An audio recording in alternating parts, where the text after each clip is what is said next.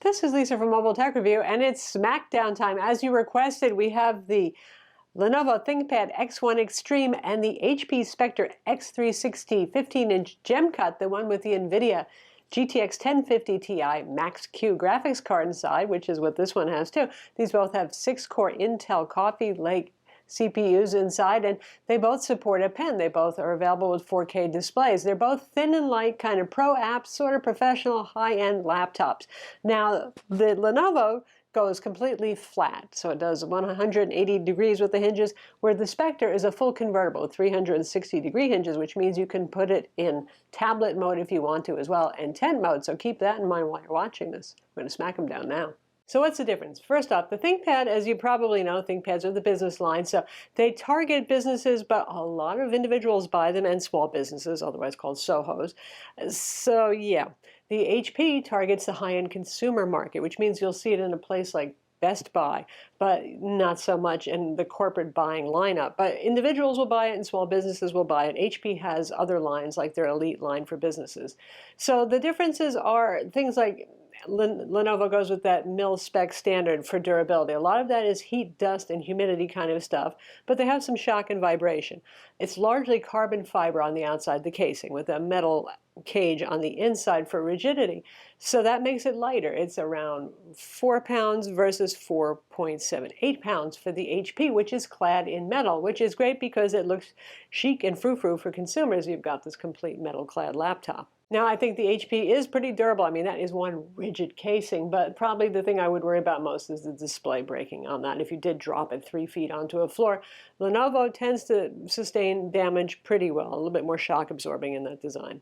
Following on with the corporate/power user thing versus the high-end consumer thing, corporate buyers and the do-it-yourselfers tend to like it open it up and upgrade it. So really, to me, one of the biggest differences here between these two laptops, the ThinkPad is designed to be easy to open. Unscrew the screws on the bottom, take off the lid, world's your oyster. So you have 2 M.2 SSD slots instead of the usual one, which is nice, supporting NVMe and also the slower SATA 3 SSDs. It has 2 RAM slots, so you can get it with 8, 16, 32, or even 64 gigs of RAM nowadays. That's pretty nice, isn't it? But most people probably don't need that much RAM, for example. So your average consumer, most people are served quite well with 16 gigs of RAM, which is a good thing because the HP Spectre tops out at 16 gigs of RAM, and that RAM is not upgradable. It's soldered on. The HP has 1 M.2 SSD slot, so one drive is it, which is typical of most laptops.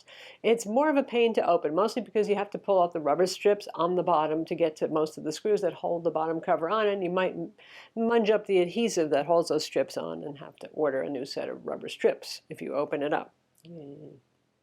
So when it comes to pricing, the ThinkPad has been on the market for many months now. So it started out very expensive, but now we're seeing a lot of discounts, the usual Lenovo chronic sales that run on their website, whereas the HP Spectre x360 gem cut with this graphics option just came out. So pretty much it's still selling for list price. To give you an example, for a similar configuration, for a Core i7 with 16 gigs of RAM, a 512 gig SSD, and the 4K display option, it's $17.99 list price for the HP. Now, the ThinkPad's list price is $27.89, considerably higher, but aha, right now, they're having one of their many sales, so it's around $2,100. So yes, it is more expensive still by about $300, but not as huge a differential as long as there's a sale going on Lenovo.com. Now, HP does not offer low-end configurations because this is meant to be their high-line Spectre. They have NVs and other products if you want to get a lower-end configuration. So it's only available with that Core i7-8750H 6-core CPU. It starts out with 8 gigs of RAM. You can get 16 gigs of RAM. You can go from a 256 gig SSD all the way up, and there is only a 4K display option. With the Lenovo, you can actually go down to a Core i5-8400H, which is an 8th generation 45-watt CPU, but it's a 4-core CPU if you want. They have a full HD options to save you some money. So if you really configure it down and even go with a 256 gig SATA 3 instead of NVMe SSD, which is the slower kind of SSD, but it's still pretty fast, then you're talking $1,400. So it runs a wider range of configurations versus the HP. But overall, the HP typically for a similar configuration, like I said, is going to be several $100s cheaper. When it comes to ports, they're pretty close, but again, Lenovo being the business-oriented model has a slight edge here. It has two USB-A ports, whereas the HP only has one USB-A port. It has a full-size SD card slot instead of the micro SD card slot on the HP. They both have two Thunderbolt 3 ports, full 4-lane, 40 gigabit per second. They both have headphone jacks. They both have HDMI ports as well. The keyboard, well, the HP keyboard is excellent. I really enjoy typing on it a lot. And the only challenge is that ThinkPad keyboards are legendary and dreamy feeling. As long as you like a little bit of travel, and some people don't anymore because they've gotten used to low travel keyboards, but I think a lot of people would say, yeah, the ThinkPad keyboard is still just about as good as you can possibly get. So HP has tough competition here, but it's not a slouch either. Now for the trackpads, I like both trackpads quite well, but the ThinkPad has a precision trackpad, whereas the HP goes with your usual Synaptics trackpad drivers. For those of you who really love precision over anything else, well, there you have it. But again, I like them both quite well. When it comes to the displays, like I said, Lenovo has two options. There's the full HD on the very base model, and then you can move up to the 4K UHD display. I don't have the full HD display, and the HP only comes with a 4K display, so we're just going to talk about the 4K display option on the Lenovo to make an even comparison. The Lenovo is a wide gamut display. It's a more expensive display. So while the HP covers 78% of Adobe RGB, full sRGB, the ThinkPad goes all the way to 99% of Adobe RGB. So essentially all of Adobe RGB plus all of sRGB. This is important for those who work in print. If you're doing creative work for print, you're going to care about this. Otherwise, it's just nice eye candy for the rest of us who aren't doing output for print. The only drawback with the ThinkPad is the glass that they put on top. There's an air gap there. So what happens there is it creates some reflections under bright lighting, and it looks like a little haze. So it reduces the quality look of the display, which is unfortunate. The HP is very glossy, but it doesn't have any air gap, so you don't have that same effect. Back in Lenovo's corner, though, they call it a 400 nit display. We measured it at 359 nits, whereas the HP's is a 300 nit display that we measured at 298 nits, so close enough. So the Lenovo's display is a bit brighter. For the pen, both of these support a pen. The HP Active Pen uses N-Trig technology, and Lenovo ThinkPad Pen is Wacom AES. Both of these support pen pressure level variability up to 4,096 levels, and they use similar underlying technology. The experience is really close. I wouldn't make a buying decision based on this factor. I slightly prefer Wacom AES, but really, they're very close, so yeah. Now, when we're talking about the Core i7 in both of these, obviously we have the NVIDIA GTX 1050 Ti Max-Q.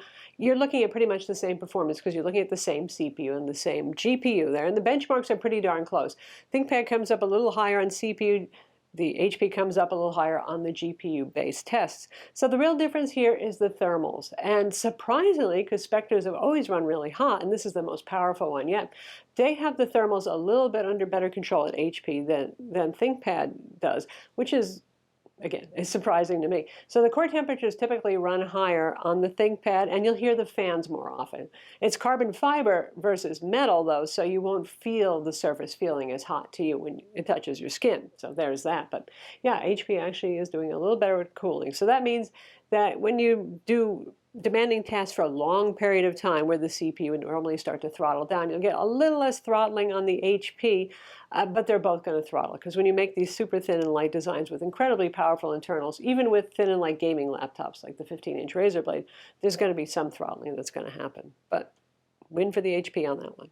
Battery life, the Lenovo has an 80 watt-hour battery, the HP has an 84 watt-hour battery. They both have compact 135 watt chargers that are proprietary. One uses the ThinkPad connector, that rectangular style one, and the HP has a barrel pin connector. They both do support USB-C charging as well, though, if you want to do that instead.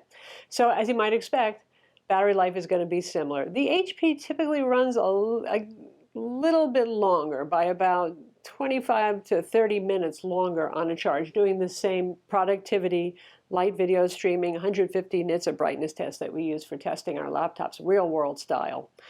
But close enough. So we're talking 5.5 hours for the ThinkPad versus 6 hours for the HP, you know, without using draconian power management and setting it to a low power mode or anything like that. So there you have it. And like I said, I want them both. You know, there's not a clear winner here. Obviously, the Spectre has that gorgeous looking design that I think a lot of people love versus the understated look of the Lenovo. The Lenovo puts in one more USB-A port, helps life out a little bit, is easier to upgrade for those of you who are do-it-yourself types. Obviously, it's geared a little bit more towards maybe business and corporate folks who do care more about upgrades and servicing and all that sort of thing. They both have lovely displays. Lenovo wins with the 4K display that has the wide gamut option, but that glass cover makes it a little milky looking in the bright lighting. So then the HP kind of jumps up ahead. As you can see, it's a really tight race. Either way, you're going to get a really nice laptop. I'm Lisa from Mobile Tech Review. Be sure to subscribe to our YouTube channel for more cool tech videos, and thumbs up if you like this vid.